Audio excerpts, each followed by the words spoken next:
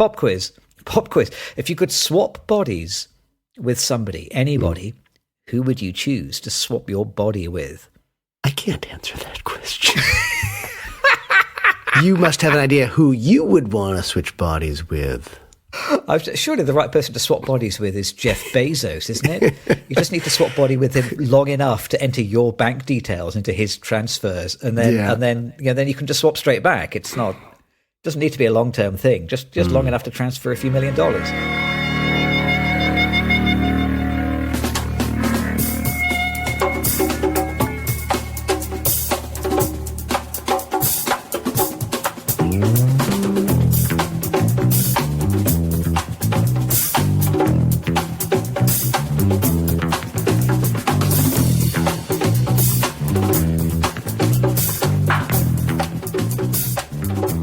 Welcome, everyone, to the Two Real Cinema Club. I am Dr. James Ruzicka. And I am Andres Lorente.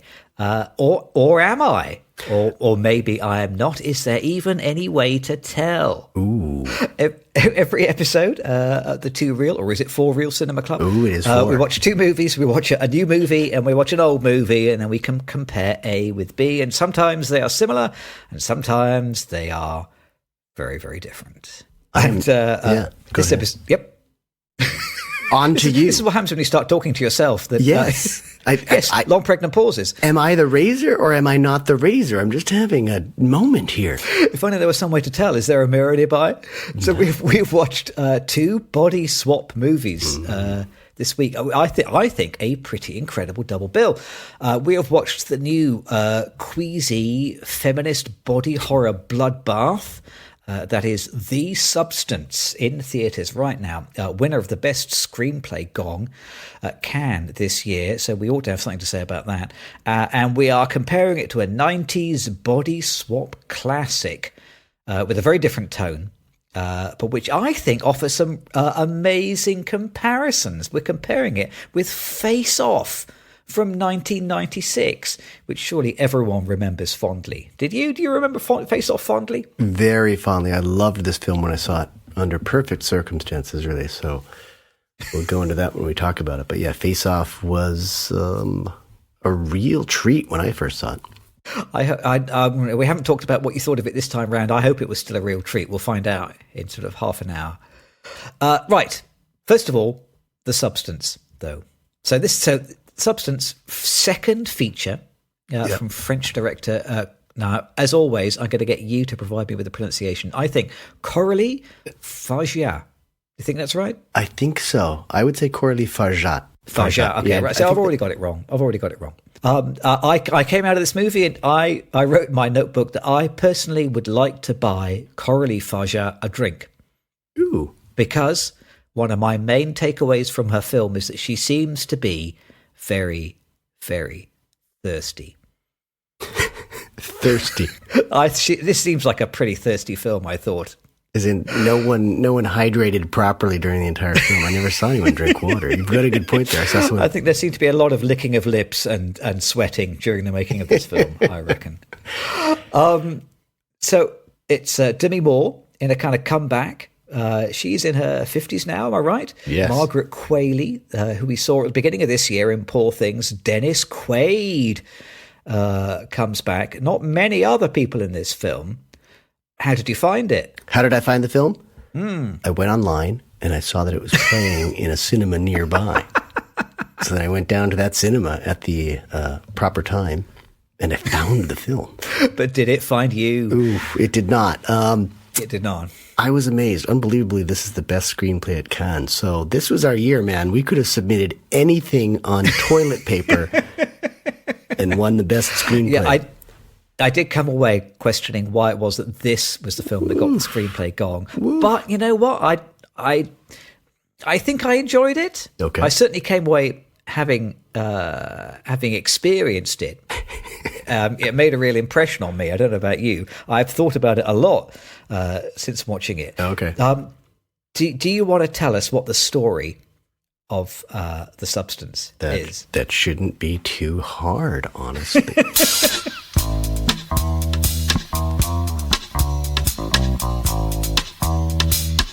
just hearing me tell it, you might need to go home and take a shower, but or you're already in your home room.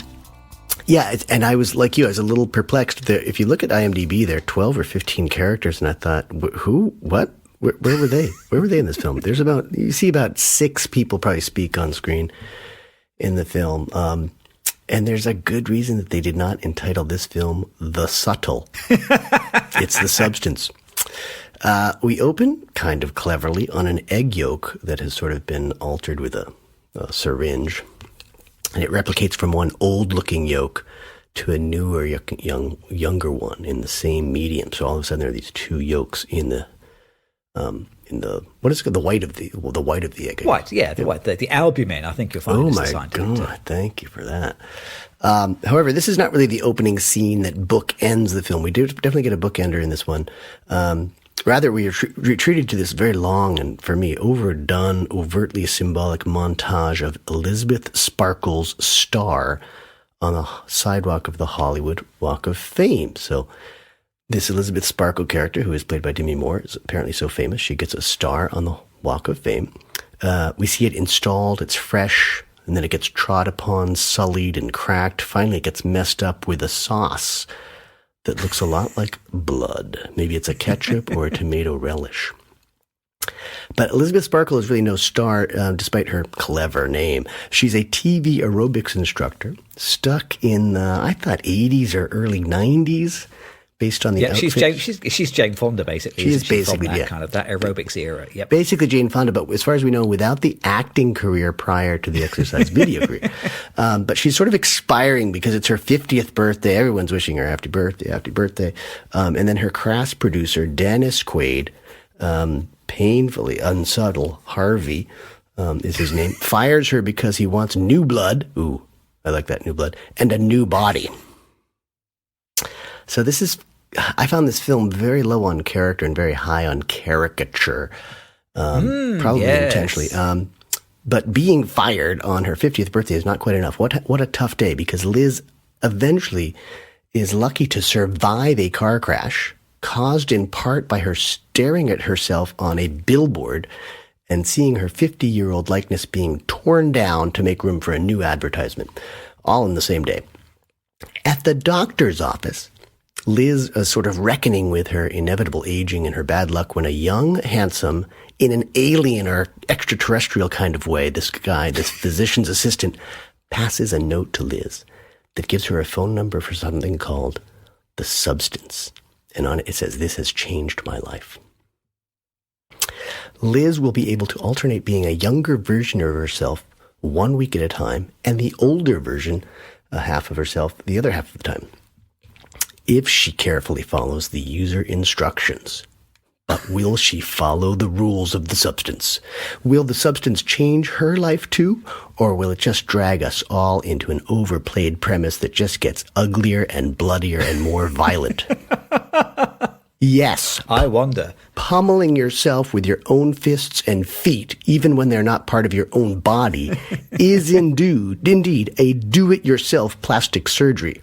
However, the Two Reel Cinema Club in no way endorses or sponsors such medical practice, Dr. Rizika. Do you agree? I do agree. There is a lot of medical detail in this film, which I was alternately fascinated and revulsed by. You must have loved it, yeah. Especially when you're an anaesthetist, you get an eye for things like needles. Yeah. So I was thinking, God, that's 150 mil, at least 16 gauge needle. That's a big needle. I was sort of fascinated by the medical paraphernalia, which looks like it has come from a genuine medical supplier. But I would not use this medical paraphernalia in the way that they show us in the film. Oh, that's responsible. Good. That clears us of any legal obligations here. We're off the hook. We went to see this film like in a group of friends. There were 4 of us. Went to see it on a Saturday night in a cinema which was not packed for a Saturday night. There were probably 30 other people in there, so not many people. And we got to the end, and one of the friends that we had seen the film with commented as the lights came up. She turned to us and she said, "Well, that was the film that Barbie should have been."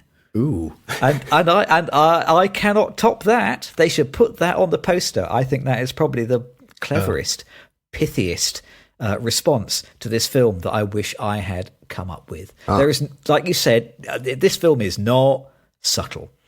And I like a film that knows what it's about. This film really kind of knows what it's about. It's all about beauty standards, self-loathing, the patriarchy. It's about Botox. It's about parenthood, I think. It's about menstruation. It's about abortion. It's about all these kind of big headline topics. It tackles them kind of face on, and it chucks many, many litres of blood at all of the ideas. It's not subtle, but it knows what it wants to say, and it says it through a loudhailer. I don't think that's necessarily bad. It does show that winning the Cannes Screenplay Prize, though, is not necessarily a bona fide hallmark of quality. But, what subtlety? What subtlety when you could have in your face? Subtlety is a calm place where one can think about things. They're not hammered into our heads or injected into us with hypodermic needles. I kind of enjoyed this film in a kind of weird and perverse way. And certainly there's a lot of powerful imagery which has stayed with me. But I am going to ask some of those standard screenwritery type questions because I think I'm not completely sure that it can answer them, which is one of the reasons why I slightly question the Screenplay Award. Mm-hmm. There's no controversy over whose story it is. No. Because there's virtually nobody in it. It must be Elizabeth's story, although she, from about 25 minutes in, she morphs backwards and forwards between being Elizabeth and being Sue, the 18-year-old version of herself. So clearly it's her story. But what I can't really answer is the other big screenwritery question: what are the rules of this world?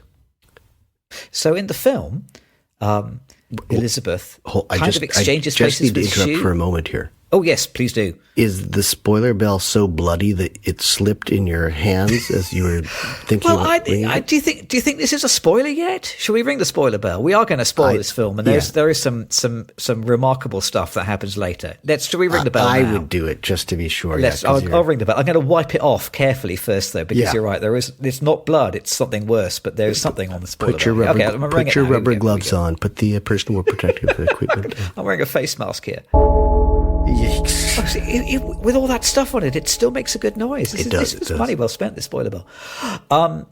So every 7 days, Demi Moore swaps places with Margaret Qualley. But I didn't quite understand how it works. What does Sue, the young version of Demi Moore, what does Margaret Qualley's character know? What does she remember? What does Elizabeth, the old version of Demi Moore's character, experience? What does she get out of this process? So she is the washed-up daytime television star who spawns a young version of herself. But when she is not, when the young version of herself is dormant, letting Elizabeth have her 7 days of life, she doesn't remember what she has done as Sue. I don't think she has been Sue. I think she has just sort of speed run being a parent. She has spawned an 18-year-old who then has a separate life to her.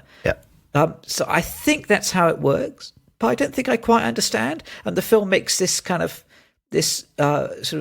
repeated, vague sort of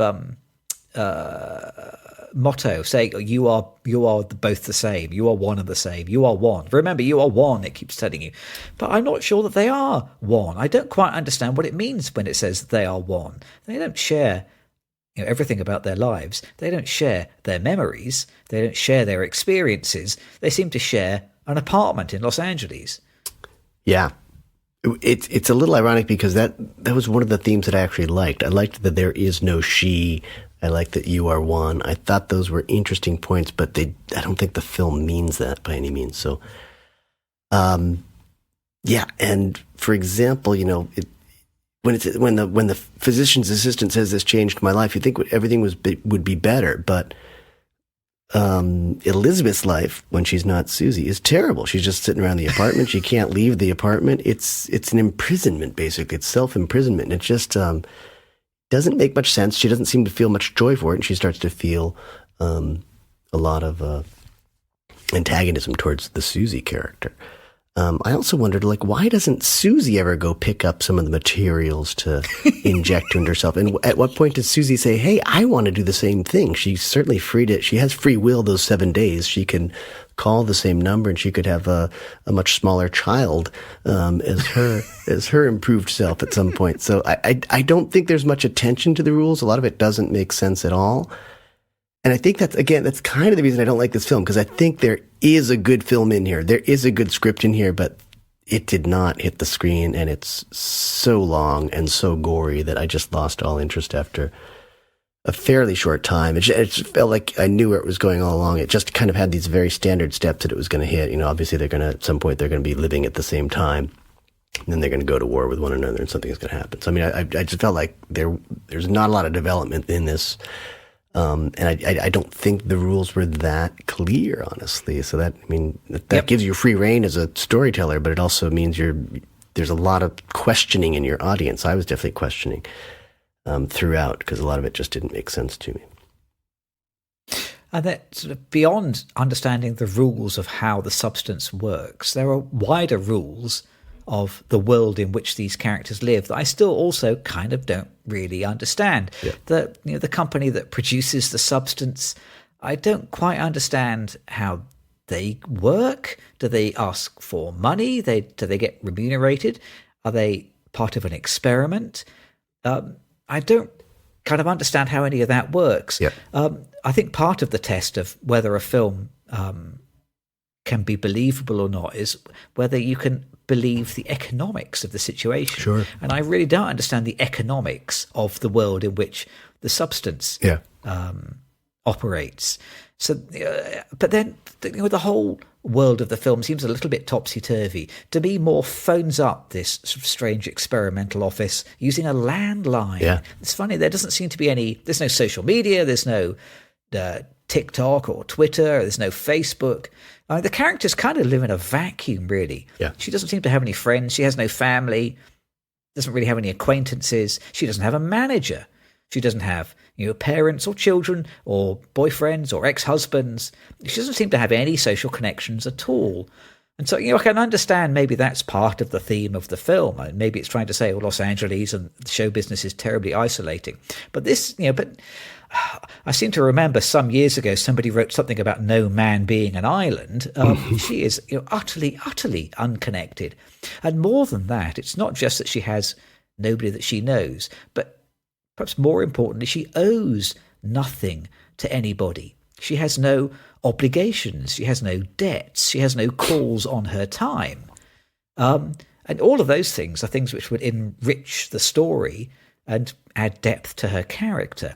I felt like if there was a strand where obtaining the substance was extremely expensive and she had to mortgage her apartment and sell her car, she had a real stake, but she was making all these sacrifices because she was convinced that this 18-year-old's version of herself would be worth it. Yeah. And then you would have the dimension that, it's not worth it, but now you've invested all this in the project, and maybe you don't want to go back, maybe you do want to go back, maybe you want to undo it. Yep. I think that would give a lot more richness to the story, but it's not there. So what you end up with is something which just seems like a bit of a paper-thin fable. Yeah. And I think that's a big mistake. I think for a writer, it's convenient to have no strings attached for your characters and to be able to say that they have no friends, they have no life, but it's not real. And I think actually a lot of the good story comes out of the responsibilities that a character has. You have to lie to people in order to take the substance. Where were you last week? You have to be clever about changing your life so that it's not so obvious. And it just makes it so convenient for the screenwriter. Oh, I don't have to worry about anything else. But I think, and I think you have a great point on the people who make the substance. Like, they're not making money if they're depending on people to pass notes at doctors' offices to one another, and it's all word of mouth, and no one pays for what they get. They just show up and sneak into this very abandoned, graffiti-laden housing complex with high security, and then you pull your order from a vault somewhere. I mean, none of that made any sense. It was kind of, it's clever, it's whatever, it's visual, but didn't make much sense. So they're not making any money. I think if the substance people were experimenting on people who volunteered for it, and then they started playing around with the substance, and maybe that was happening, but that's not in the script, right? I mean, I think that would have been much more interesting. I think it just ends up being kind of these conveniences for the writing, but it doesn't make the story richer. Actually, all those barriers for the writer should make it more interesting and much stronger in terms of its premises. And I think one of the biggest faults in this film for me was there's no authentic interaction between any humans at any point in this film. And it's very funny because she does, Elizabeth wants to go out with this guy Fred for some reason. This, the only person who's talked to her basically in the film, like a semi-normal human being. She has his phone number.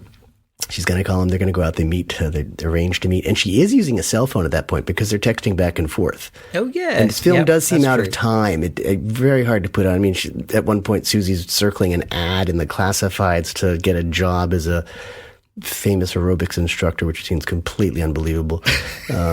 But there's there was this one option for an authentic human interaction between two actors on screen, and it didn't happen. And I think that was really what bugged me so much, is you're taking yourself so far out of reality that this film is completely unbelievable. And it's probably not meant to be a particularly believable film, but it's very hard to relate to it when there are no relatable human beings in the film.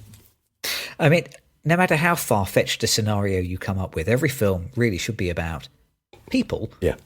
And it's difficult to believe in, the people if you don't have some degree of authenticity in these simple basic building blocks of the movie. So I agree. This was often taking me out of the film, which is always a mistake, I think. If there's anything which is a barrier to you being completely immersed in the movie, then it reduces the power of the experience. Yeah. And I couldn't agree more. These feel like a series of missed opportunities. Yeah. The film knows what it wants to say, and it says it very, very intensely, but there could have been so much more nuance and so many more dimensions and so much more emotion. There was a lot of good work that could have been done here, which has just been kind of left by the wayside. It's a shame. Yeah, agreed. I tell you what wasn't left by the wayside, and that is butts. This film I reckon, is about 15% butts. I saw a lot of butts in this film. Many, many butts. It's about 2% bare breasts, I think, but 15% butts. I was saying the other butt, just the B-U-T, but you picked up on something very cleverly there. Thank you. There was something which I read online, which I thought was interesting. Somebody pointed out that in this film, generally speaking, the men, they all talk about breasts and faces. And Dennis Quaid is constantly saying, "Oh, pretty girls should smile," and they're all talking about her face. But the camera is mainly interested in the characters' butts. And I was wondering whether this is part of what makes me feel that maybe Coralie Féjat is pretty thirsty, because there's an awful lot of looking up butts. But is this, in a way, a reflection of what the men and the women in the film value differently about their sexuality? That, for men, it's all about what's directly in front of them. And for most of the female characters, they're more interested in, how does my butt look? I don't know whether there is, something about, or the film is trying to say something about the way that its male and female characters see the world differently by the way that the camera functions. Yeah. So you can see your face whenever you want to, ultimately. It's a little harder to see your butt. Is that it? That's why they ask, how's my butt look? Everyone asks that question, I guess, right? You can't see it. On a daily basis, yeah. There are some kind of repeated visual motifs that keep coming back. We have this kind of motif of the trees against the sky. Yeah. And there's this snow globe, which Elizabeth destroys early in the film and then kind of keeps coming back to haunt her. A lot of it kind of reminds me of Mulholland Drive, which is another body swap movie. It has that kind of Tinseltown symbolism, and I was kind of saying earlier on, I found the medical business fascinating in this film. It really touched a nerve in me, but I'm the sort of person who's really interested in the nitty-gritty of 2 ml syringes. We've recently got some new 2 milliliter syringes at work. Ooh. And I was telling one of my colleagues, these are the best 2 ml syringes I've ever used. Wow. These are brilliant. Oh, good. And, that is the kind of ludicrous, nerdy thing that only anaesthetists are really interested in. So people in my line of work really think about these things here. And on this film, she every day, Sue, the younger character, is doing a lumbar puncture on Elizabeth, the older version of her own body. And it's fascinating to watch her do this lumbar puncture with a far too big needle. Every time I was thinking, no, don't go through the pus. No, you're doing it. That's terrible. Yeah. You don't want pus in there. I think that would sepsis, no? Yeah, absolutely. Okay, you're asking for trouble. And this is another moment which sort of took me out of the film, because the instructions they are given with the substance are extremely bare bones. It's like unpacking an Apple computer, where the instructions are just a single picture of a box with 2 arrows. Open the box, and the rest of it will explain itself. But for these kind of complicated and dangerous medical procedures, you need a bit more than some pithy words on a bit of card. I was once again having some video which explains to you the nitty-gritty of the substance. I think that would probably enrich the film rather than take away the mystery. And yet, it's not there. So in the end, I was taken out of the experience by thinking, how does she know to sew up the wound? How does she know to extract 5 milliliters of cerebrospinal fluid? How does she know where to put the needle? How does she know to inject it into her thigh? Where she got all this from? Maybe there is a cut scene where all this was explained step by step and they removed it for time. But as it stands, the film seems to be in this sort of slightly magical place where people instinctively understand how to do complicated medical procedures because it moves the plot forward. And those would have been good dramatic moments too that are completely excised from the script and the story. I mean, for me, I didn't really like the first act very much because it was just over the top, and Dennis Quaid was driving me crazy. I thought that was just, where's the direction? Did you really want him to be that effusive? My God. And such a caricature. But the first act is actually okay, and I love the ending. There's one moment that I really pointed out to, and just this ending of the first act where she's injecting the materials and jabbing at herself. And for me, those scenes are always hard to watch, but it was very effective. And it's like she's not going back. At that point, she's not going back to the old life. And then I think it just slips out of control very quickly from there on.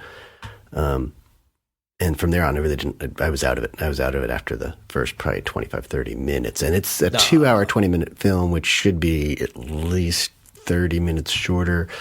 Because it just goes farther and farther into the gore. We probably haven't mentioned it enough, but Susie stops wanting to go back to the Elizabeth body, and that's when she starts going to the matrix. They call the mother body the matrix, and she's pulling out more and more fluid, and she's staying long over her 7 days. And that's when at one point Elizabeth, and that was an interesting moment too. That's potentially an interesting moment, is when she decides to terminate. She wants to stop the process, and then I think even Susie sees, when they're both awake at the same time, Susie sees the termination fluid or whatnot. And that's another good moment. That is a good moment. There are a lot of moments like that, but there's just also a lot of blood and gore, and the monster that Elizabeth becomes ridiculous.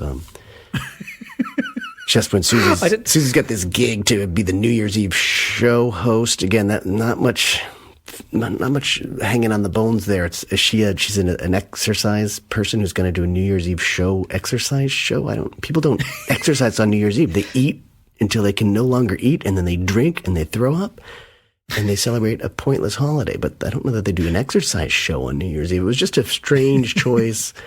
You've got all the suits there, and then Elizabeth arrives as this just monster. Her head is coming out of the back of the body. The current head is not even recognizable. She's withered but enormous. And she's pasted this picture of the old Elizabeth on top of her head and face. I mean, it just didn't make any sense, and the audience reaction was so wrong. No one was screaming or seemed flummoxed in any way whatsoever. They were just staring at it. There was no response, which is really strange, because even in a big moment with a lot of people, there's no human interaction. It was they're just quietly accepting what's happening, and she walks right by the guard looking ridiculous, but they let her on the stage and to do the show. It was silly. For me, it became just a silly film at the very end. And then I'll talk about the bookend quickly, because what remains of Liz's body sort of makes like a garden slug right back to the Hollywood star. And of course, This is where the film's going to end. All the ugliousness we have witnessed just sort of dissolves into nothingness right there on the star. So we go back to the Hollywood star, which is a little bit weird and predictable as well. So I don't know, man. I mean, I'm glad you enjoyed it or found some things in it, but I thought it was just sort of a self-interested kind of body horror film that really didn't really have any redeeming qualities for me. It was sort of a big letdown. But as I said, there's a good film in there. This isn't it. This script is not it. And I wouldn't see another one of her films, I don't think. It's probably worth bringing up that that moment when Elizabeth decides, I've had enough of this. I am now, a grotesquely old woman, bent over, crippled, barely able to do anything. Yep. I want to terminate the action of the substance. I want to terminate the experiment. It injects her live offspring with this termination fluid. And the thing which rose to the front of my mind was, my goodness, this is topical. If one of the talking points in the current election cycle is this notion that in some places doctors are carrying out terminations after birth. Oh, yeah. I was thinking, well, wow, this is exactly what we're talking about here. In fact, I was surprised that a film which must have been made a good year ago was able to put its finger on the pulse of current affairs today. That's remarkably topical. But a lot of grotesquerie as well, kind of towards the end of the film. I mean, so there is this kind of strange elephant man type creation, which the two women turn into at the end of the movie. But there, immediately before that, though, there's a big fight between the young Sue and the very, very elderly Elizabeth, which just sort of descends into watching a teenager kick an elderly woman to death. Yeah, which just seems exceptionally grotesque. Yeah. And it did make me kind of think, this wasn't entirely what I wanted to come to the cinema to see. No. Again, just not knowing when to stop. And that's for the gory moments, but it's also for the Dennis Quaid moments. He becomes such a put-off because he's such a terribly written character and terribly directed actor. So I think that's the thing I take away from the whole film. It's just all style. I didn't think there was much substance, and this woman did not know when to stop. And I think that's critical in a filmmaker. And literally on time, too. Why is this film 2 hours and 20 minutes? No reason to make this a 2 hour and 20 minute film.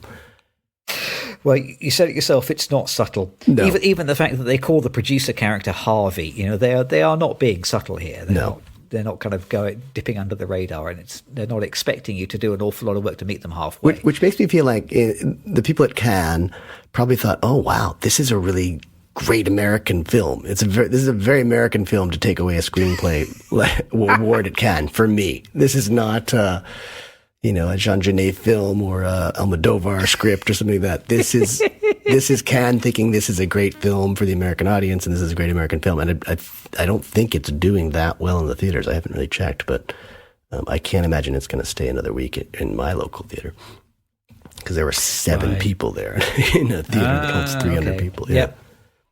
But then I don't think it was a terribly expensive film to make. And I bet there is an audience for this kind of thing. I think this film is probably zeitgeisty enough just by doing a little straw poll of the 2 women that I went to see the film with. Both of them really, really loved it. Oh, really? Both of them thought it was just fantastic. I think this film probably speaks pretty eloquently to women. I think that probably the best scene in the film is the scene where Elizabeth arranges to go out with Fred, who's this 50-year-old man that she remembers being at school with. She said, "Oh, we were in year 10 home room," something like that. I'm not entirely sure what that means, but that means they were at school together. Am I right? Yes.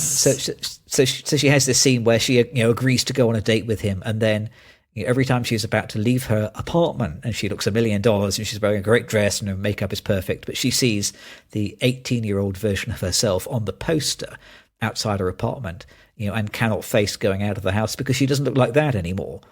And so, instead she stands him up and she stays home and she eats fried chicken.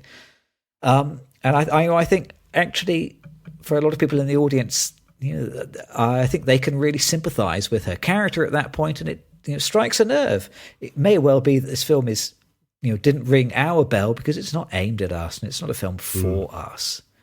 This is a film by a woman director, very interested in getting inside the heads of a woman audience.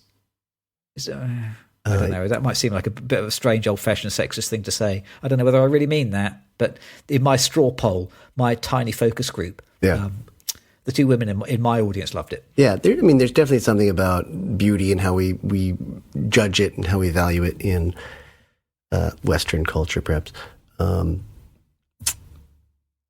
But again, I think that's in there, and that's in there early on, and we get it. It just gets drummed out of us by the end, because you're certainly not doing a film on beauty when you're having a young woman bludgeon nearly to death an older version of herself. I can't see the budget. It's made $10 million worldwide. Okay. $10 million. I don't think people are watching this film. I wonder. I think it will have long legs and a cult appeal. I wonder whether it will have long legs, which feels like another sexist thing to say. But we wouldn't recommend to our listeners anyway. Save yourself some time. Well, clearly not a big hit with us. Maybe this film will be a big hit with the Cliche Squad. Of course it will be. Oh my God. Cliche Squad. Fantastic for the squad.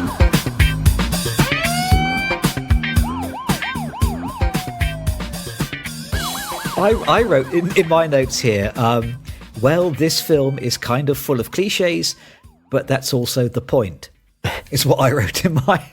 So, like, this is a broad stroke satire. That's it. And so there are scenes in this film that I do feel like we've seen before, like, the misogynistic audition that she goes to with these two gurning men, making comments about women's bodies as they leave the room. I mean, I feel like we have seen these misogynistic auditions before. In fact, I'm not sure that I've ever seen any audition scene in a movie that wasn't like that. This is what every audition scene is, I think. In the same way that we've seen lots of movies with controlling producers, and even like the disembodied, assuring voice on the telephone, the man who speaks for the substance. I feel like that's been taken straight out of Lost Highway, or like that guy talking in that tone on that kind of telephone. I feel like we've seen many of the, and even in this kind of this sort of body horror movie where a character gradually disintegrates and bits of them fall off, and and then you end up with a sort of a terrifying but pathetic elephant man.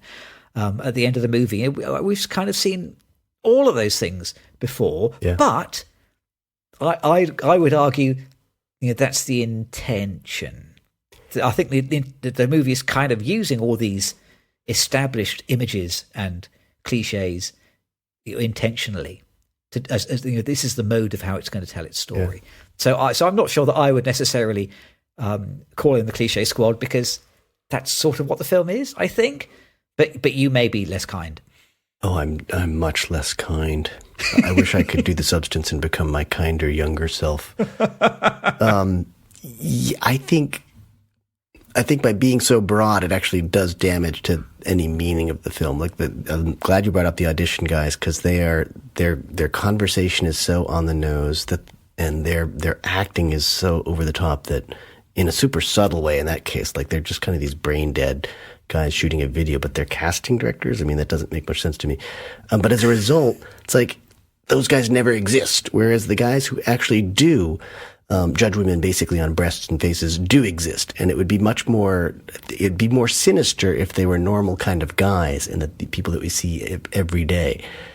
That makes it more dangerous somehow to me. And then also, like, the Dennis Quaid character is repulsive to me. And that's a caricature, that's a cliche of the agent type or the producer type in Los Angeles. But it would have been it's so on the nose that you don't believe him. You clearly don't like him. Whereas he's more subtle, he's more sinister. It's more part of the culture that we're trying to change, as opposed to this broad-stroked caricature of a character. And just, I think that does damage to the script. I think subtlety is what makes people think and really critique a film more carefully. Everything's just so over the top here that nothing's believable. And I wish this were a more believable film, because I think as I said, there's something in there. There's definitely a good script in there. for me, a lot of the cliches are visuals that are used again so broadly. I felt bludgeoned, but we've seen the classified ads in films all the way back to the 30s and 40s when they made more sense. But the idea that she's looking through the classified ads it's a visual cliche. And it also makes it feel like this film has no idea when it is happening. You're not even in touch with the time. I mean, the video shows look like they're from the 80s and 90s. The telephone and the technology, the substance makes me feel like we're very 21st century. And then she's marking up a calendar in the old way they used to do in movies, too. It's like, June, oh, this is Susie's week. This is my week. This is Susie's week. This is my week. And the most offensive to me was the billboard. That made no sense. There's a billboard in front of one apartment that basically is doing advertising to the protagonists of the film. Early on it's Elizabeth, but then it becomes the new Susie, and then it's the primetime show for New Year's Eve. That was ridiculous to me, and that was just super over the top. It kind of summed up the whole film for me. Like, your viewer is so stupid that we need to put this big sign right in front of them so they understand the characters and their plights. So I found that terrible. And then another cliche for me was throwing an object at your old picture of yourself, but with incredible accuracy hits you right in the eye. And it seems so poignant. So I think in this one, the ones that offended me more were the cliches of not like script cliches, but they're really more visual storytelling cliches and just caricature cliches. And I think in all aspects, it just makes the film weaker. And this just feels like a kind of dumbed down film to me. I think you're right. There's some good ideas in there, but this felt really dumbed down to me. And it just deteriorates into body horror, which is been there, done that. You've just reminded me of one thing which probably most accurately sums up the disappointment, the disappointed side of my feelings about this film, which is that for all the over-the-top entertainment, there's a number of times when the film shows you a little flashback to something which happened 20 minutes ago because it doesn't trust you to remember that Fred was the one who gave her the phone number, or it doesn't trust you to remember that the young man with the scar on his hand was the one who gave her the USB stick that started it all off. They have to give you a little flashback. Remember when this happened 18 minutes ago? It's like the film doesn't trust you to pay attention for long enough to absorb these kind of straightforward cues. That sort of thing really grinds my gear. It's like the filmmakers telling me, we believe you're stupid, so we're just going to help you out here. Yeah, and I think we could be generous and say, it's because the character's kind of changing a lot. If she's either Susie or Elizabeth, she might not remember everything straight. But I think you're right. For me, just going with the tone of the whole film, it seems like, you don't trust the audience much with anything that requires too much thought. It's a shame. I must say, for all our complaints, I enjoyed my time at the cinema. Good. And I have thought about this film a lot. Oh, good. Since seeing it. So clearly it's done something right, but maybe not everything. Isn't that funny that a film can inspire you for negative reasons, too? It inspired me when I saw that it was the best, the first thing you see on screen is best original screenplay on Film Festival. Oh my God, I've got a chance. I'm old, I'm withered, but I'm going to do the substance and write a damn good screenplay and win it. Well, while we take 5 minutes to write our Cannes-winning screenplay, let's take a quick break, jot down 3 ideas, submit them, and then we will be back after the break to talk about a slightly different body swap movie. We're going to come back and talk about Face Off.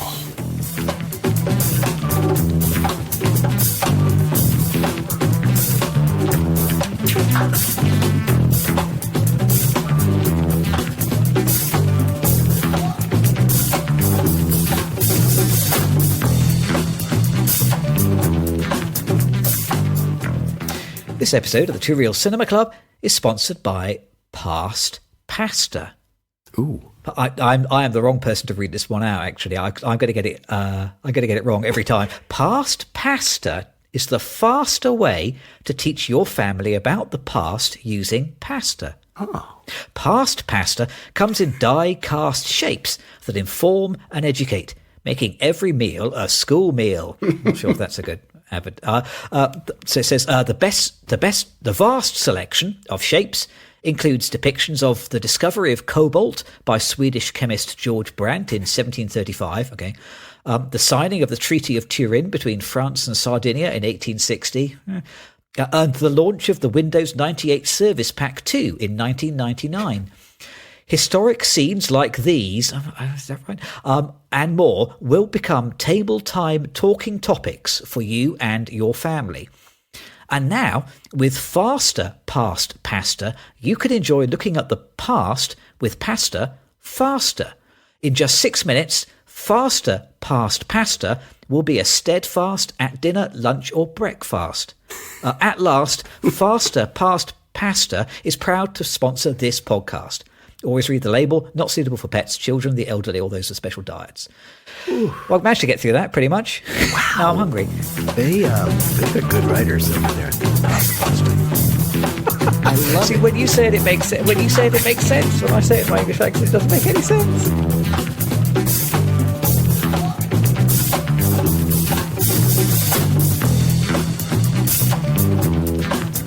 Right, ready? Yes. Are you hungry for pasta? I think maybe I've had enough pasta now. Actually, I can't even spit. So see, you say pasta. But there is no UK vowel. Pasta. It's like EA or something. Pasta. Yeah. It's good though. Past. I mean, there were so many. There was at last and breakfast, and you had a lot of assed. Not a lot of ass. We've talked about the ass, which we would say butt. We have talked. There was a lot of ass. There could be a butt in the previous movie. Oh, I like it. Butt butter. I'll look for that in a future. In a future sponsorship. Butt butter. Oh God. So after all, I'm not entirely sure after watching that first film which of us is you, which of us is me. Oh yeah. And frankly, who doesn't like a body swap movie? So we talked a lot about what body swap movie to compare with. Yes. The Substance. Yeah. We could have chosen Freaky Friday. Yep. We could have chosen Big, Tom Hanks film. I can't believe we didn't choose that. But instead, on this podcast how much we love John Woo. Ooh. Kind of. At least we're interested in John Woo. So we have a cultural interest. So we have watched Face Off from 1997. God, yeah. First time, I don't know about you, first time I've watched it since 1997. I think I might have seen snippets in passing on TV, but I don't think I sat and watched the whole thing for nearly 30 years. Incidentally, Face Off was one of my late mother's favourite movies. Very uncharacteristic for her. She preferred kind of sophisticated romances, kind of noir films from the 40s and 50s. But she also really loved Face Off. Yeah. And I'm not entirely sure why, but I'm glad that she did. I think there's a nuanced or sophisticated romance in there somewhere. Multiple ones. There is. There is. Sure. There's probably at least 3 nuanced romances in this film. Yeah. Yes. Huh. She had good taste. So, directed by John Woo, written by Mike Verb, and Michael Colleary. Once again, I'm going to take advisement from you on how to pronounce these guys' names. So, they were writers of The Mask, that Jim Carrey kind of breakout picture. Yeah. They wrote Lara Croft: Tomb Raider. Yeah. They wrote Dark Man 3. I mean, these were not guys who had a fantastic screenwriting career. This is about the high point of their career. They wrote as a team for most of their careers. Apparently, originally, the script was set 100 years in the future, or at least 70 years in the future now. So originally the story was a future, it's kind of sci-fi story. I think it works much better as a kind of contemporary story. I think there's much more depth to it if you tell it in the modern world. It was made for $80 million. It drew in $247 million at the box office. So they got good return on their investment there. This was John Woo's third Western action film. So he originally came to Hollywood to make Hard Target, then made Broken Arrow, also with John Travolta. This was his third picture. And I would say, by some way, his best Western Where movie. did Wind Talkers... That was after this. It's after, okay. Wind Talkers came after this, I think, because that was also Nick Cage. So he had a relationship with both Nick Cage and John Travolta in the works, at least. Yeah. So very 90s, extremely 90s cast. Yeah. Not just Travolta and Cage, but yes, Gina Gershon. Nick Cassavetes, Joan Allen. I mean, CCH Pounder's in there too. Yes. Yeah, it's an interesting cast for sure. Well, do you want me to tell you the story of Face Off? I do. I've seen it twice, but I like hearing a good story the way you tell it.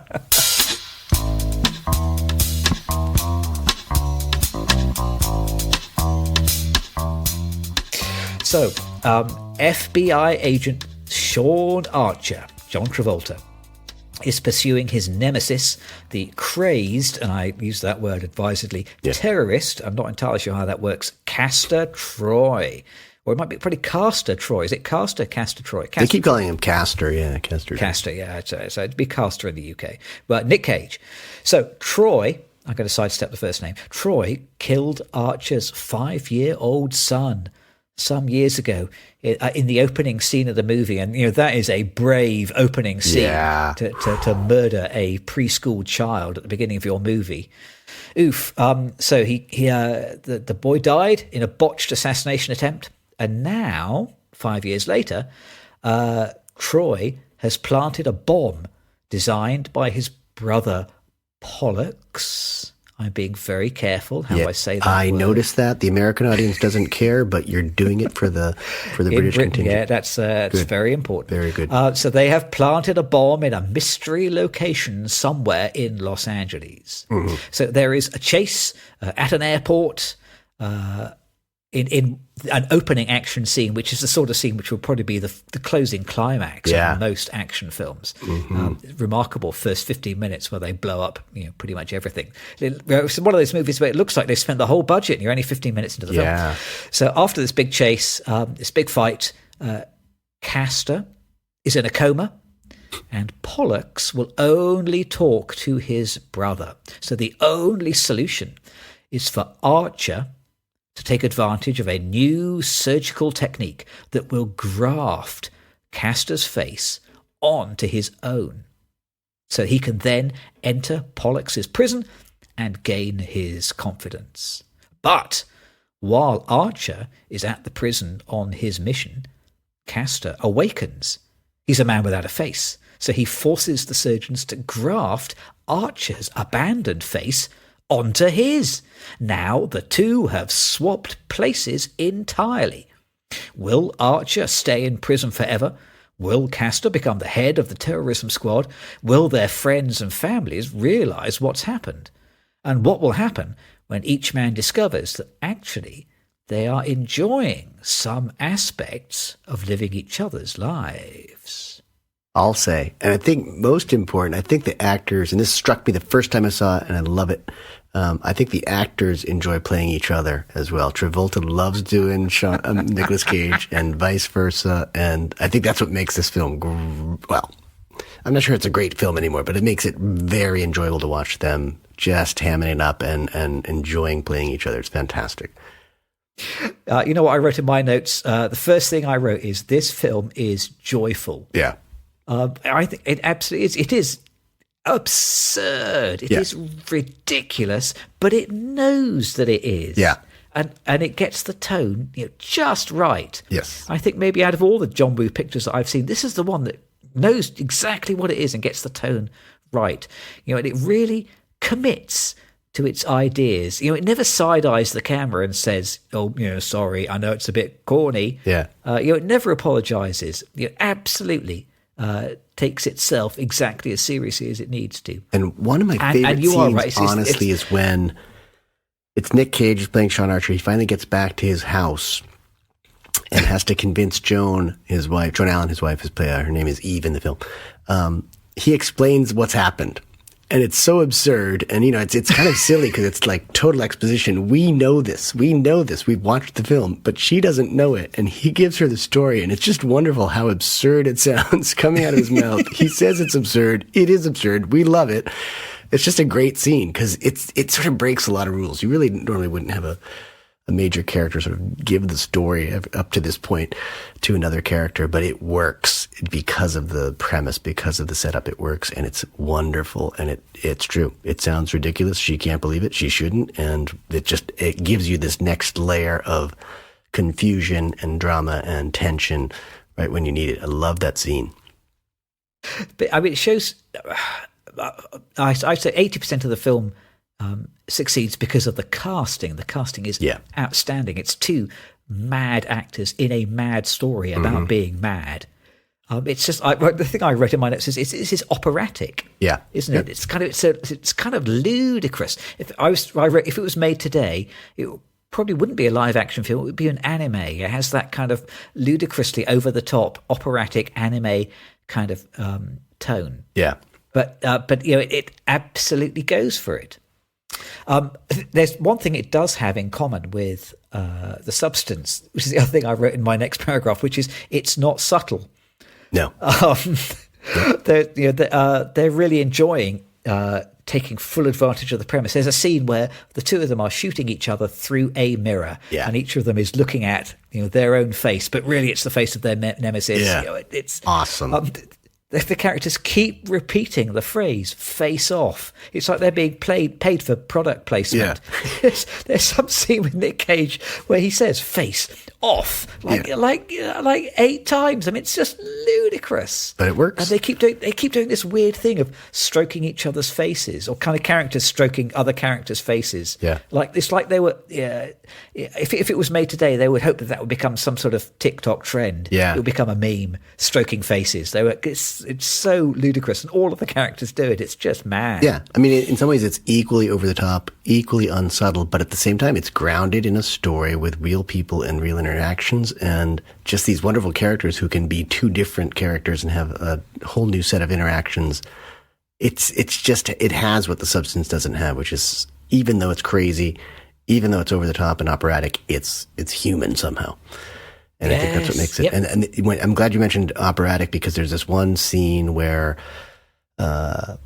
Sean has gone back in the body of Nick Cage to a body of Castor to his hangout with his friends, and he learns that Castor has a son, and Gina Gershon's telling him, "Oh, this is your son," even though it's not, because it's, of course, Sean Archery in the body. But it ends up being this massive gunfight, and somewhere over the rainbow is playing in the background, this kind of nice slow version of it, and it's just gunfire, gunfire, gunfire. They're all trying to protect this boy, and it's wonderful, but it's opera. Opera, for that matter, is generally over the top. So, I mean, that's a great characterization of the film, I think, and that scene was the one that felt to me most operatic. Yep.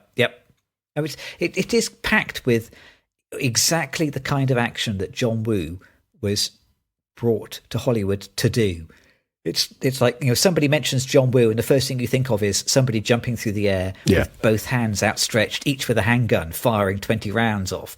And people just doing that constantly in the film. People are constantly jumping in the air, dual wielding. Every 5 minutes, someone does a barrel roll to get out of the way of gunfire. Yeah. And how about, I don't think a John Woo film would be complete without a shootout in a church. Yes, with doves all over the place.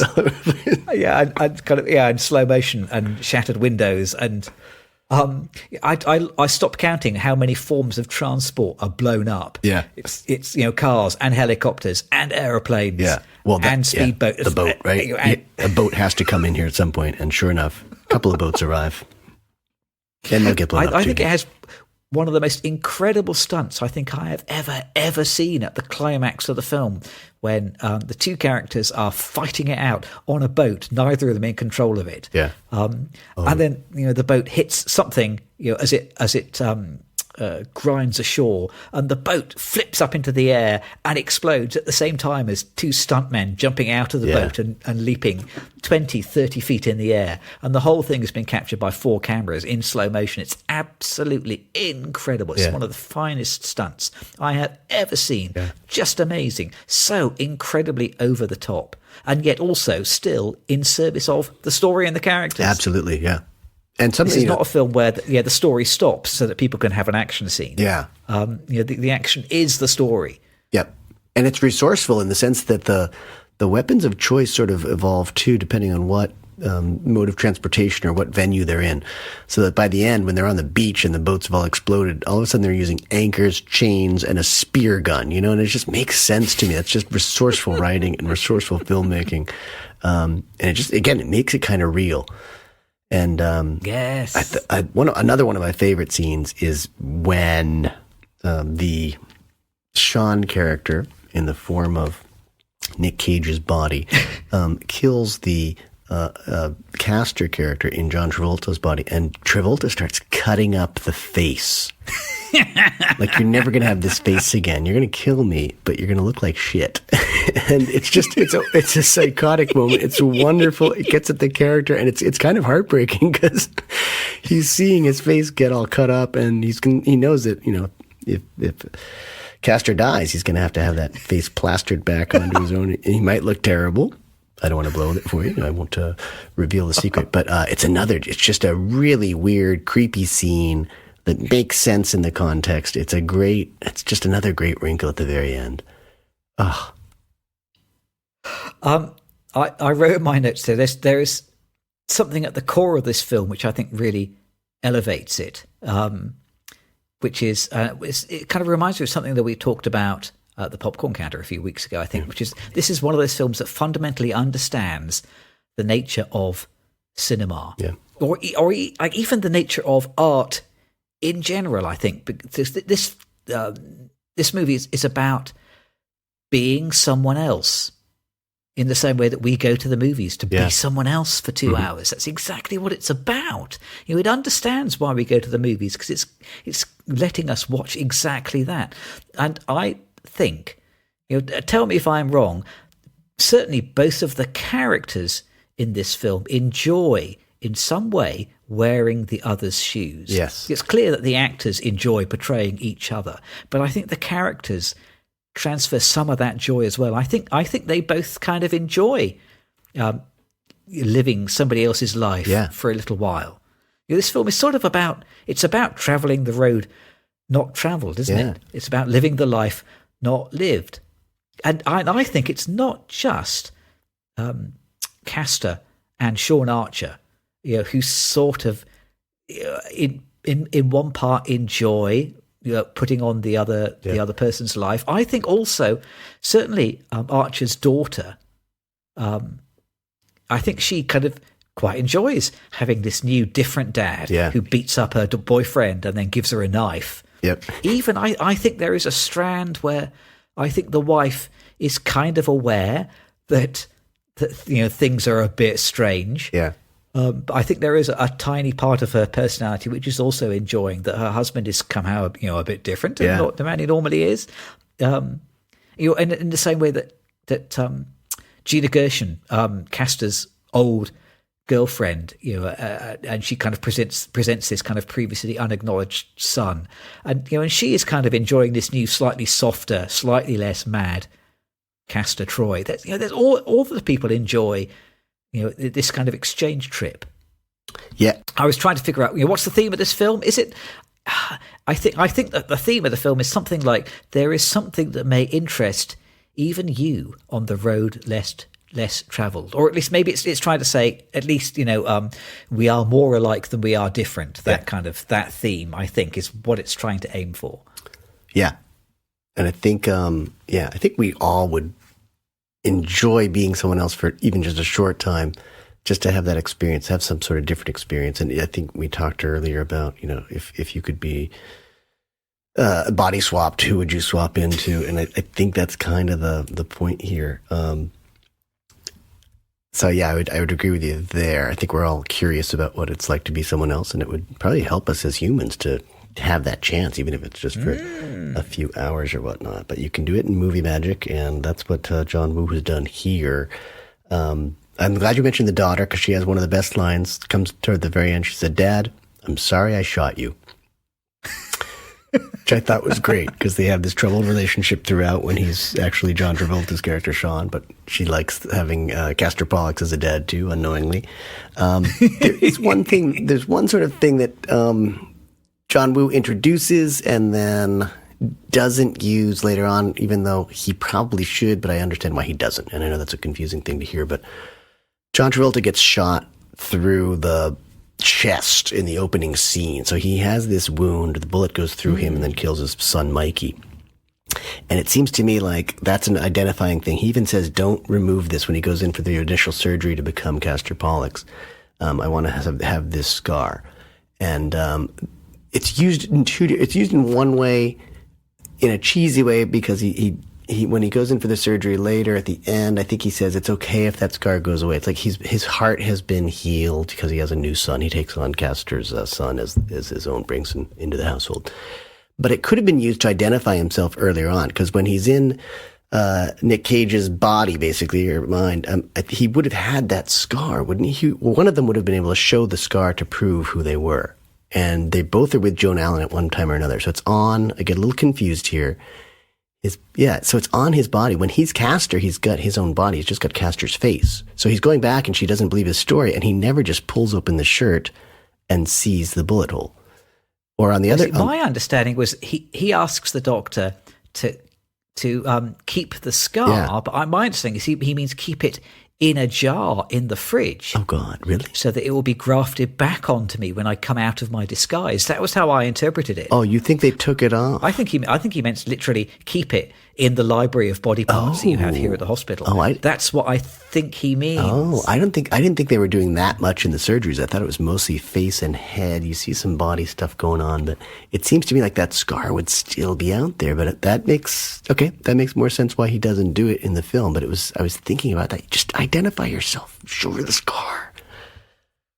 There is a bit of body horror in this film, isn't there? Insofar as those scenes where they are swapping the faces over, there is quite a lot of gelatin and blood and ooze, and they are milking it there. Oh God, it's great though.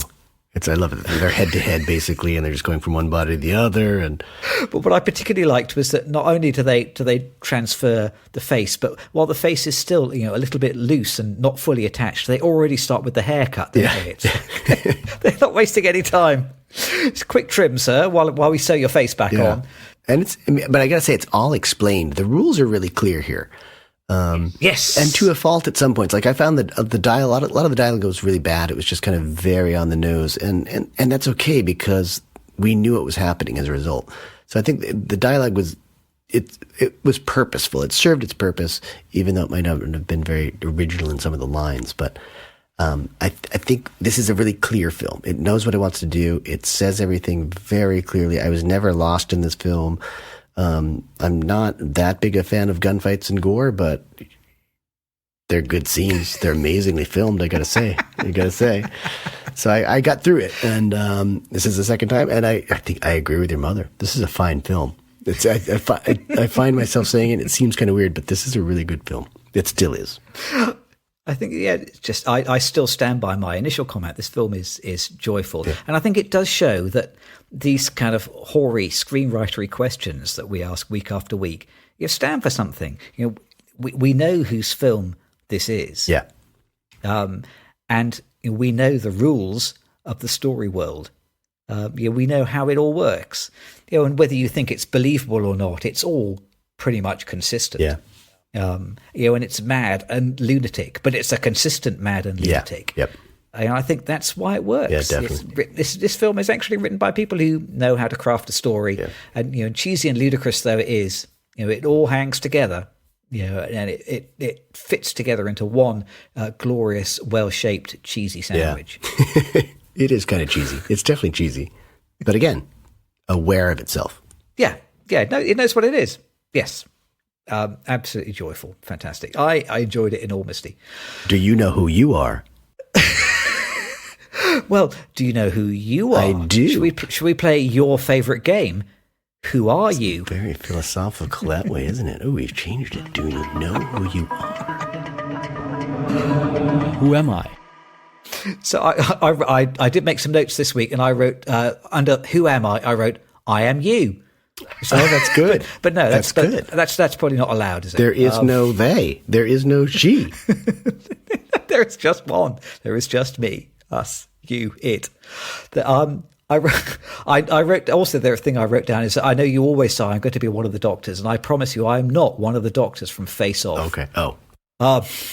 Especially because they do like a whole operation without any kind of airway support. Yeah. They just kind of put them off to sleep and get going. I think how exactly is John Travolta, staying alive and being ventilated during this operation? They've got nothing in his mouth. This looks like a disaster. That's the surgical theater in your hospital where everyone dies. Remember, was it 4? 8? Yeah.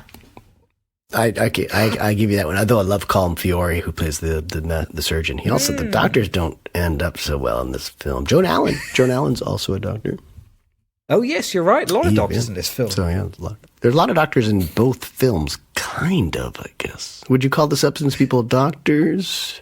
Well, they certainly seem to be doing a lot of medical procedures. Yeah. Whether they had full training is another question. You have in the substance, you have a terrible doctor. He's got very bad bedside manner, as we say here. Or and then the physician's assistant is the one who sets Elizabeth off on the journey of not a lifetime, a death time. Yes, of somebody else's lifetime. Yeah, the doctor in the substance really, really annoyed me. I thought, for God's sake, at least make eye contact and be a bit empathic. Yeah. Don't sort of pretend you have to slink off when your bleep goes off. Again, unsubtle. Out of all the characters that we watched this week, if there's anyone identified with, I reckon it was that scene where Demi Moore in the substance, she is at home watching TV. And she finds that her new elderly leg won't straighten out. Oh God! Because I don't get that yet. Yeah. But I tell you what happens to me now. If I'm watching something and I drape my arms over the sofa, they go numb. Yeah. I reckon it's not going to be long before, if I sit in any position outside of some completely neutral, perfect pose, I'll need physiotherapy. I really sympathise with that. Her poor stiff leg. But would you be that swollen and that gangrenous or jaundiced? I don't know. Well, I probably would be if someone had done a lumbar puncture on me every day for 3 months. Yes. That was a tipping point for me in the film, because that scene and that struggle went on a little bit too long, and it just kind of kept happening. It's like, she's got one good leg. She should be able to hop on the good foot and get over. What is she trying to? Done that. She was trying to reach something. I forget what she was going for. Something over by the television. And it just was too much. Okay, so you are Demi Moore in Elizabeth's body with a bad leg. Yeah, I am Demi Moore's left leg.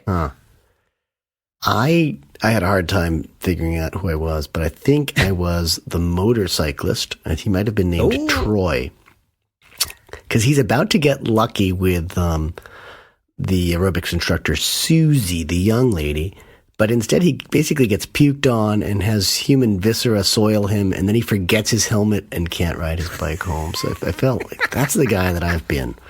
Are you getting flashbacks of disastrous dates now? Yes, and then also just not being able to ride my bike home sometimes. It's funny because it happened to me on the way to that film. I left my bike at school by accident. I had to take my wife's bike, and there was no air in the tires, and I was running late. So then I managed to ride to the theater very dangerously, and then I had to walk home. Oh. And I didn't have a helmet. That was the other thing. So, God, that's so subliminal, I guess, or so on the nose, really. You are living that film. Yeah, I was living that character, and that's why he's the one I related to. Wow. Huh. Go figure. Otherwise, that film doesn't resemble my life in any way whatsoever, and I'm glad about that. Yes, I also am glad to hear that. Yes, thank God for that.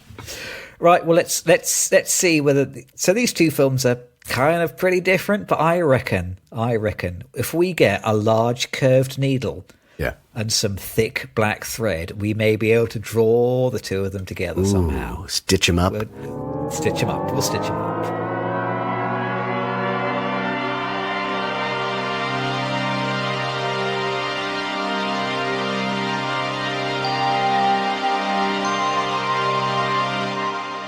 I think for me, both films are definitely style over substance for the most part. Yep. But they're so different in execution. Like the execution of the substance did not resound with me at all. Whereas Face Off, even though I know it's ludicrous and I know it's all about style, I'm in John Woo's hands. I feel safe being incredibly unsafe. And I went with it. And I think, again, it's that human contact element. So I think that's the biggest difference. It's interesting to say that, these are so similar in just being style films. and yet so different in being, substance films also. Because, I mean, ironically, there's very little substance to the substance, I felt, whereas there is some substance to the style of John Woo's Face Off. These comments, they write themselves, don't they? They do. I wrote in my notes that I think you put these two films back to back, a little bit like they are facing each other, in a two-sided mirror, and both holding a pistol to the other's head. I think back to back, they do offer some insight into the way that the filmmakers view the inner lives of female characters versus male characters. When I came out of the Substance thinking, well, if you make a male body swap movie, they're having a blast. They're blowing up speedboats and they're getting into shootouts. Yeah. They're having sex with each other's wives. The whole thing is just joyous from start to finish. Then you make a female body swap movie, and it is primarily about self-loathing and not feeling good enough. And this is an interesting way of reflecting on that the filmmakers trying to get inside the heads of two different audiences. Though I did also say, well, maybe this is also a reflection of how we felt about ourselves in the 1990s compared to how we feel about ourselves in the 2020s. Yeah. I am prepared to accept that a 30-year difference in the worlds of these films may also be why we feel about them differently. And then the other thing I wrote is just that these two films, you put them back to back and you realise the importance of rules, isn't it? Yeah, so we've already said this Face Off is ludicrous, but it has a set of rules which it explains, and then it plays out the story in the confines of the rules, which it told you. It doesn't spring any surprises. There aren't any moments where it says, oh, yes, but also there's this. Oh, I forgot to tell you about that. No, you know what to expect, and it does the thing that it promised. Whereas I found in the Substance, the rules are, much less clear. It took me out of the story, so I was trying to figure out how it all worked. Yeah. And establishing the rules is an important part of the fun. Yeah. Because, when you know what the rules are, then you can enjoy anticipating what might go wrong. You could enjoy the dramatic irony of knowing something that the characters on screen don't know because you know the rules. Yeah. That's a lot of the joy of Face Off is the dramatic irony, isn't it? We, the audience, know who the characters really are, but all the other people on screen interacting with them don't. Yeah. So we have this kind of joyous perspective outside of what the people on screen can see. It's great. Yeah. Or in the Substance, I simply wasn't sure what was at stake because it wasn't really clear enough. I didn't quite know, what was on the cards, what was possible, what was not. Yeah, I mean, would Elizabeth get any joy out of seeing Susie have the same career that she's had, and would she be alive long enough to even experience it? I mean, I guess that's the stakes there, is that she lost her show, she gets it back by doing this thing, and then the stakes become all about the gory premise of the film, I think. And there's not much there, really. As ludicrous as the two films are, you're right, the Face Off has rules, and the interactions feel real as a result. Whereas in the Substance, it didn't seem very authentic. And you pointed out some laudable themes that it probably explores, but just doesn't feel very authentic as a result because the story is not that authentic. So again, I didn't like it, but there is a film in there. I think in the premise, there is something strong. If it could be teased out and redone, I think it could be more successful. It seems ludicrous, doesn't it, to watch two films and out of the two of them decide that Face Off is the most authentic. Yes. but they kind of it is. It's absolutely true, though. There's no other way to put it, yeah.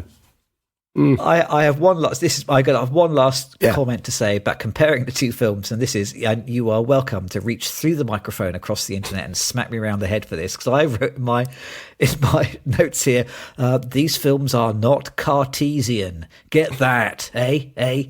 Which means neither of them treat the mind and the body as separate. They both kind of propose that the mind and the body are intimately connected. To change one is to change the other. Yeah. So I wrote, are these films the seed of post-humanism, like the beginning of a Blade Runner cyberpunk future.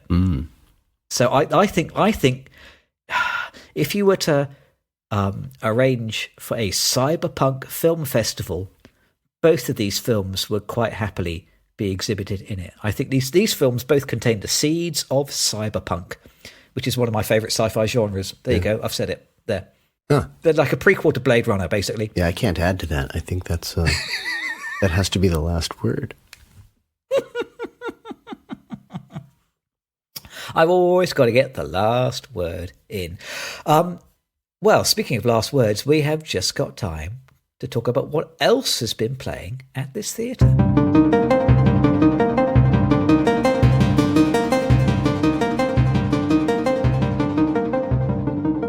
As usual, I can't remember who goes first. Do you want to go first? Sure.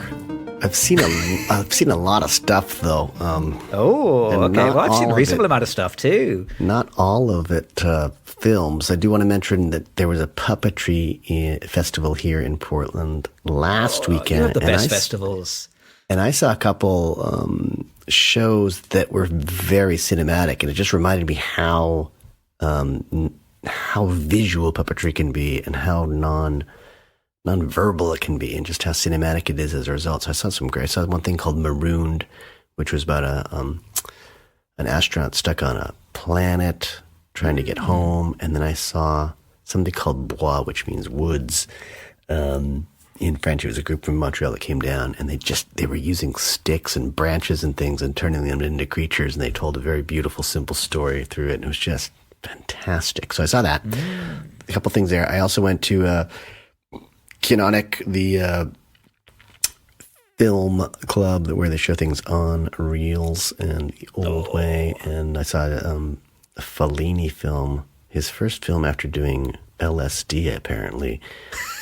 Juliet of the Spirits, which I had wanted to see again. I saw it years ago, so I wanted to see it again. And I have this guilty pleasure of Fellini. I think he's made some of the worst films ever, but he's also made a couple of really fantastic ones. And this one probably falls more into the worst films that he made. But it was great to see on beautiful colors, from the 1960s, and it's considered a classic. That was lovely. I also saw Join or Die, which is about the importance of clubs, joining clubs and being in clubs in the United States. It's not nightclubs, you mean? It's not raving. Yeah, it could be anything like a lodge, the Masons, the Odd Fellows. It could be a soccer club, a chess club, a knitting club, whatever. But how they contribute to a healthy democracy. It's a really interesting film. And then I saw Revival, which I'd never heard of this. This was a festival in Toronto in 1969, sort of honoring and featuring Chuck Berry and Little Richard and Jerry Lee Lewis, and John Lennon. They bring him over at the last second, like a few days before. They fly him and Yoko in from London. He throws together the Plastic Ono Band with Klaus Vormann and Eric Clapton, and they have footage of it. It was just wild. I'd never heard of this before, and it was really right before the end of the Beatles and right before he starts with Yoko, the Plastic Ono Band. Fascinating documentary and a piece of rock and roll history I'd never seen before. So that was great. So I saw a lot this week. You saw a lot. Now I understand why you were so disappointed with the substance, because you had seen some proper culture this week. Well, playing at my theatre, this is going to disappoint you bitterly then. No.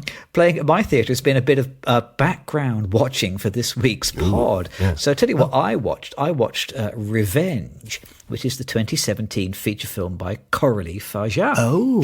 So this is her first feature. Ooh. So you can watch that online.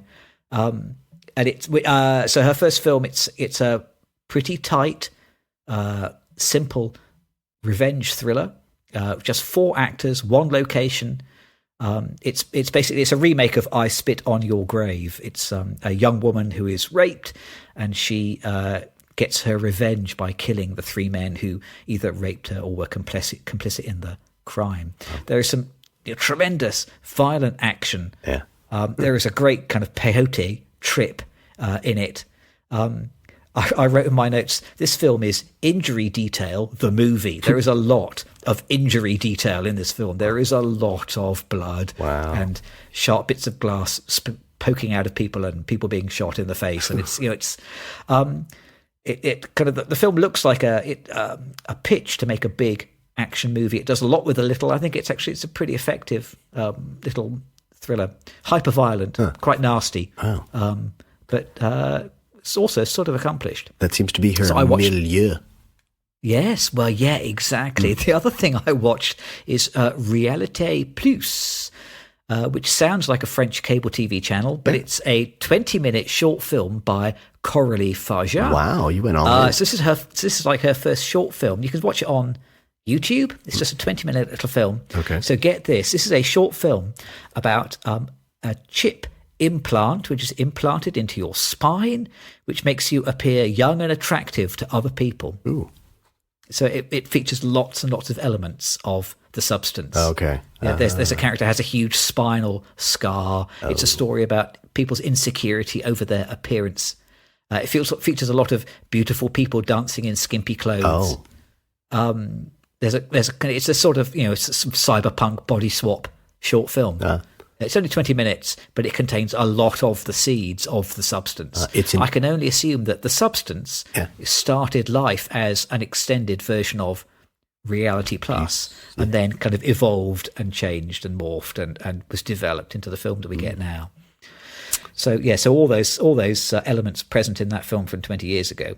Wow, it's her. And you saw something else. I saw something else as well. Oh my God, which is the other thing I watched was Broken Arrow, John Woo's 1996 film with John Travolta. Yeah.